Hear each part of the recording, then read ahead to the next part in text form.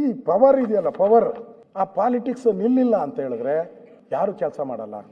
ನಾವೇನಾದರೂ ಸಿದ್ದರಾಮಯ್ಯನವ್ರನ್ನ, ಗೌರವಾನ್ವಿತ ಸಿದ್ದರಾಮಯ್ಯನವ್ರನ್ನ ರೇಗಿಸ್ತಾರೆ ಭಾಳ, ಗೊತ್ತಲ್ಲ ಅವ್ರದ್ದು.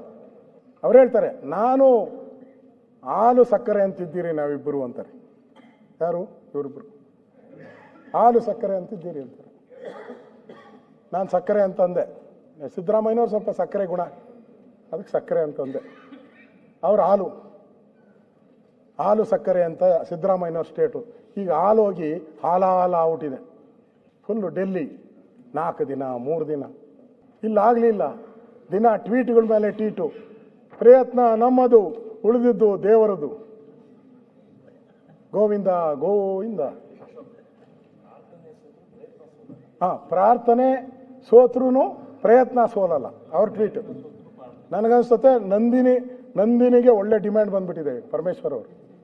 ನಂದಿನಿ ಹಾಲು ಎಲ್ಲ ಕಡೆ ಅಭಿಷೇಕ. ಯಾವ ದೇವಸ್ಥಾನಕ್ಕೆ ಹೋಗು ಅವರು ಕುಟುಂಬ ಸಮೇತರು ಹೋಗ್ತಾರೆ, ಹಾಲಿನ ಅಭಿಷೇಕ ಮಾಡಿದ್ದೆ. ಒಂದು 100 ದೇವಸ್ಥಾನ ಆಗ್ಬಿಟ್ಟವೆ ಹಾಲಿನ ಅಭಿಷೇಕ. ಅದಕ್ಕೆ ನಮ್ಮ ರಾಮಲಿಂಗಾರೆಡ್ಡಿ ಅವ್ರನ್ನ ತೆಗೆದಾಕ್ಬಿಡಿ. ರಾಮಲಿಂಗಾರೆಡ್ಡಿ ತೆಗೆದಾಕಿ ಮುಜರಾಯಿನ ಅವ್ರು ಕೊಟ್ಬಿಡಿ. ನಿಮಗೂ ಆಸೆ ಬೆಂಗಳೂರಿಗೆ ಬರಬೇಕು ಅಂತ. ಪಾಪ